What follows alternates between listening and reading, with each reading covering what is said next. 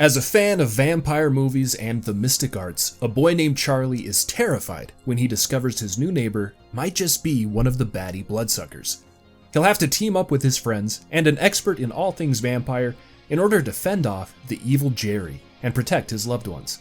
This is the basic concept of the 1985 movie Fright Night, as well as its 2011 remake, which is also titled Fright Night. While they share some similarities, they divert throughout the movies, giving us two unique ideas on the same concept, and that's what I want to discuss in this comparison. These videos are a lot of work to make, so if you enjoy, then don't forget to like and subscribe. The 2011 film opens with a boy named Adam being hunted in his house. He hides under a bed, and we see that both of his parents have been killed. Just as he thinks the attacker is gone, he hears a growl, and a man throws the bed and drags Adam away. We cut to a bit later and show the scene that the 1985 movie actually opens on. Charlie and his girlfriend Amy are making out and watching a vampire expert on a TV show titled Fright Night. In the original, this man is a bit of a veteran actor that starred in a lot of monster movies in his prime, while in the 2011 version, he's more of a Chris Angel type than he is just a vampire expert. But in both movies, this man is Peter Vincent. This slight difference in the openings is actually very impactful.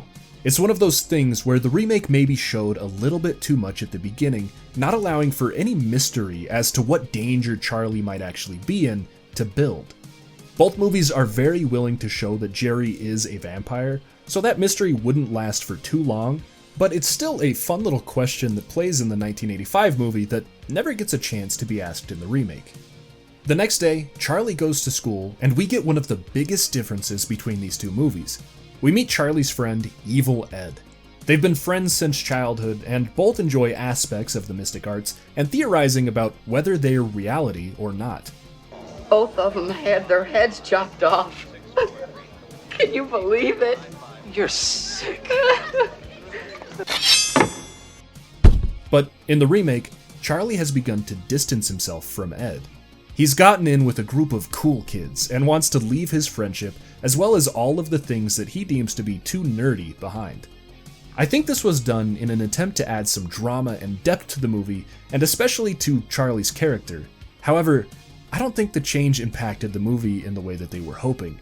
This small difference causes Charlie to be more of an onlooker in the remake.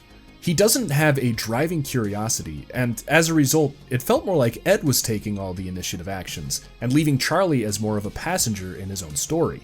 The original keeps Charlie's and Ed's friendship strong. They confide in each other, and Ed even hooks Charlie up with a crucifix that becomes really vital later on in the story. News reports tell of a group of murders that have begun to happen in the last few days. This, plus the fact that Jerry is strange as his windows are all blacked out and he never comes out in the daylight, leads Charlie, or McLovin in the remake, to believe that Jerry is an actual vampire. In the remake, Ed and Charlie go to Adam's house to see if they can find where he went. They find the house empty, and Ed tells Charlie his vampire theory. Charlie blows off the idea, and they end up getting into a little bit of a fight, and they part ways. On his way home, Ed is pushed by Bully Franco and ends up hopping a few fences to get away from him. In the yard of an abandoned house, Jerry ends up confronting Ed. He stalks him through the house, only to end up catching him and sucking his blood inside of the pool. Something similar happens in the original, but not till much later. We'll cover that in a little bit. When Ed doesn't show up at school the next day, Charlie gets suspicious. He goes over to Ed's house and finds video evidence that proves Jerry is a vampire. In the films, Jerry does not show up on the camera. There's a few different instances of this throughout the movie, since cameras use mirrors to capture their subjects, and vampires can't be seen in a mirror. Both movies finally converge when Charlie sees a woman go over to Jerry's house that night. He hears a scream a little while later and ends up actually calling the cops and having them go and investigate Jerry. In the original, Charlie enters Jerry's house with a policeman, and we meet Jerry's roommate, a man named Billy Cole. Billy isn't in the remake at all, but he's a really fun character in the original, so we're definitely going to be talking about him a little bit. The policeman asks some questions, but it becomes clear that there's no evidence for anything that Charlie said, and Billy is more than cooperative with the policeman. He says that Jerry's at work, but gives a quick alibi, and the cop decides that there's nothing going on here. In the house, Charley finds a painting that looks really similar to his girlfriend. This is another plot point that's not covered at all in the remake, but it's very important for the original, so keep it in mind. In the remake, the cops visit Jerry but don't even enter the house. Charley takes it upon himself to break into Jerry's house to try and find the woman.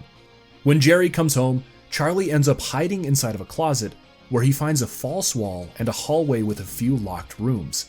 Inside of one of the rooms is the woman from before, but Charley's forced to hide once Jerry comes in for a little snack.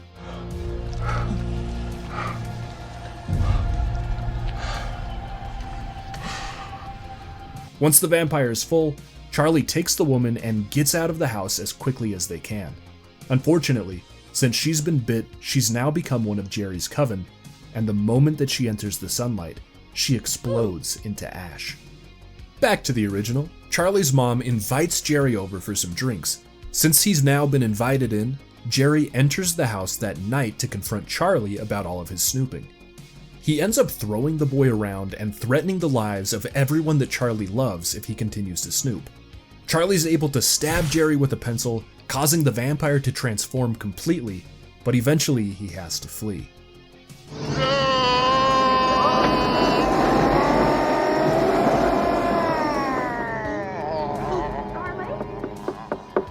Not knowing what else to do, Charley decides that it's time for him to consult an expert.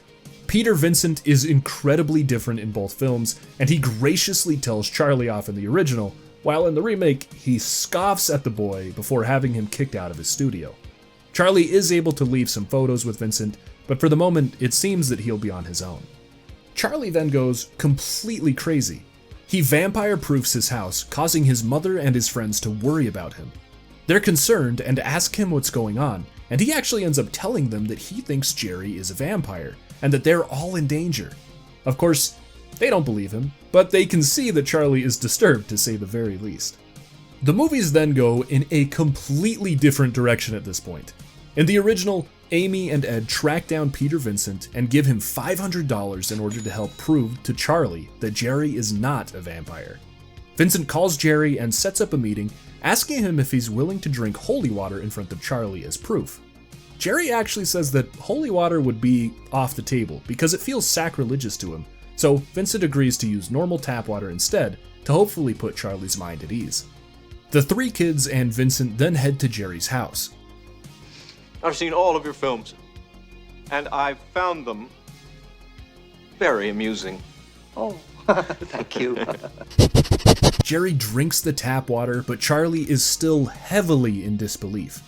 On their way out, Vincent pulls out a pocket mirror and ends up seeing that Jerry has no reflection. The vampire expert gets terrified and tells the kids what he saw before driving away. The kids then walk home, and we'll cut back to the remake to catch us up. Once Amy and his mother see Charley's apparent mania, they're very worried, but they don't try to contact Peter Vincent.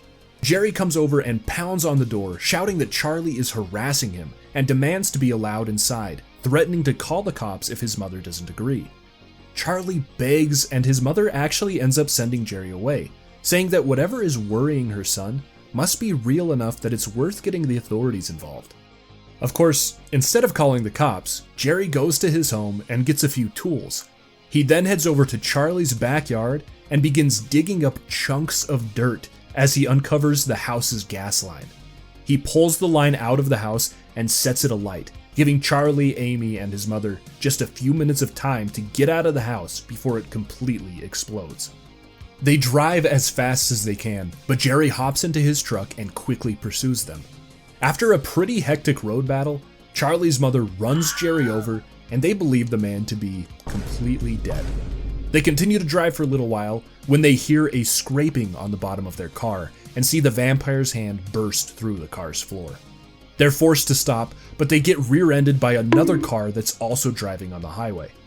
Inside this car is the original Jerry. In this movie, he's just a person, but it's a fun little callback.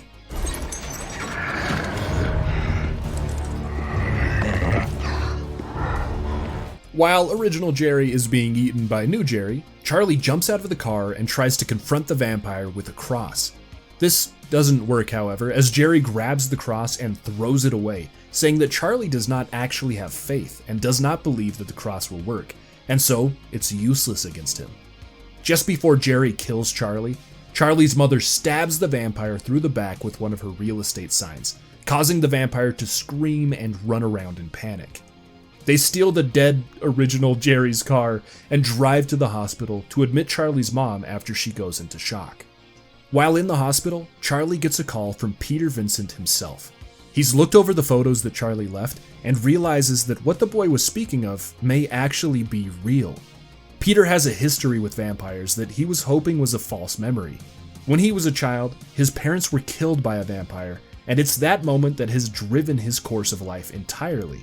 He tells Charley to come to his studio so that they can gear up and figure out how to take the vampire down.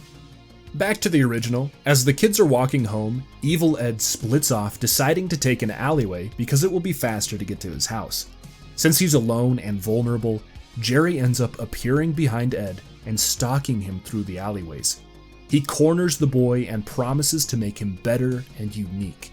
He promises that no one will bully him anymore, and that once he's under Jerry's protection, he will have everything that he will ever want. Here, Edward.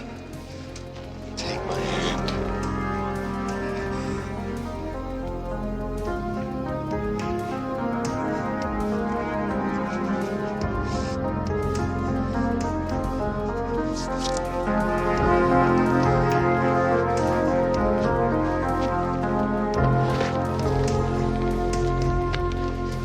Jerry then splits off and begins to stalk Charley and Amy, who narrowly escape into a nightclub to momentarily get away from the vampire. We then hear a knock at Peter Vincent's door, and Ed shows up and is invited inside. After a few questions, Ed reveals that he is now a vampire as well, and he begins to attack Vincent. Vincent is able to pull a cross from his pocket, and he places it against Ed's forehead, burning a symbol into his flesh, and forcing Ed to flee by jumping out the window. Things are pretty different in the remake, as Charley and Amy show up at Vincent's studio, and they discuss ways to slay vampires. Ed shows up disguised as a delivery man and begins to attack the three humans. Vincent ends up running into his panic room and hiding, forcing Charley and Amy to take on the vampire Ed. Jerry also shows up, but Amy grabs a goblet full of holy water and splashes it in the vampire's face, disabling him for the time being. After using multiple of Vincent's collected weapons, Charley's able to stab Ed in the heart and take out his childhood friend. Amy and Charley then flee from the apartment and into the nightclub below, with Jerry hot on their heels. While both movies have a small segment with Jerry hunting the two kids inside of a nightclub, the original was eerie and haunting and really beautiful. It has Jerry charm Amy, seeing her as his lost love from ages past. They share a haunting dance, but are interrupted by some bouncers, which Jerry rapidly kills. In the remake, the nightclub is much more brief and straight to the point. Amy and Charley are separated by a crowd, and Jerry forces Amy to drink some of his blood, which immediately puts her under his charm. He then bites into Amy, beginning her transformation process into a vampire. In both films, Jerry ends up taking Amy out of the nightclub and to his home, now leaving Charley alone in his fight with the vampire. Charley goes back to Peter Vincent and begs him to help rescue Amy. While Peter is afraid and cowardly at first, he eventually agrees to join Charley in his battle against Jerry. They gear up with plenty of vampire-killing tools and head over to confront the bloodsucker. Remember Billy Cole? Well, Peter is ready for him as well. He packs along a pistol, saying that since Billy is mortal, this will do the trick if it comes down to it. Unfortunately, it does come down to that. Not willing to allow his master to be attacked, Billy refuses to back away from the two vampire hunters. Vincent has no other choice, and he shoots Billy in the head, causing him to tumble down the stairs where he lies dead. Only, his death doesn't last very long, and Billy rises back to his feet and begins to stalk towards the two humans once again. As he's walking, Vincent unloads all of his bullets into Billy, but they do nothing to stop the undead man. In a moment of desperation, Charley stakes Billy through the heart, and it seems to do the trick. Green goop begins to drip from Billy as his flesh begins to melt from his skin. He begins to revert back into his true form, which is nothing but decay and bones and sand. And after a few moments, he collapses, completely, re-dead. Welcome to Fright Night. For real. Welcome to Fright Night. For real. Vincent gets really scared and he runs away to get help, but Jerry steps from the shadows and grabs Charley before throwing him into a room and locking him in with the transforming Amy. A really big plot point of this movie is that if Jerry is killed before dawn of the next day, then any vampire that he's made that night will revert back into their human form. It's what drives the desperation for Charley to attack Jerry this night instead of waiting until he's more well armed. He wants to try and save Amy and get her back to being a human so that he doesn't have to lose her to vampirism completely. Vincent runs over to Charley's house to hopefully get his mother to help them out, but she's got a night shift, so the house is empty. Well, mostly empty, as evil Ed steps from the shadows and begins to attack the old vampire hunter. Vincent runs out into a hall, but he's pursued by Ed, who has now transformed himself into a wolf. In a moment of desperation, Vincent raises a broken table leg and luckily skewers Ed through the heart. The wolf then falls to the ground floor and begins to rise and crawl around in pain. He tries to transform back to a human as best as he can, and we see multiple stages of his lupine form as Ed struggles to continue on living. Throughout this scene, Vincent is watching in mournful horror as the boy that he once knew is dying right in front of him. The scene is gruesome and heartbreaking, reminding us and Vincent that Ed was a victim of his vampirism.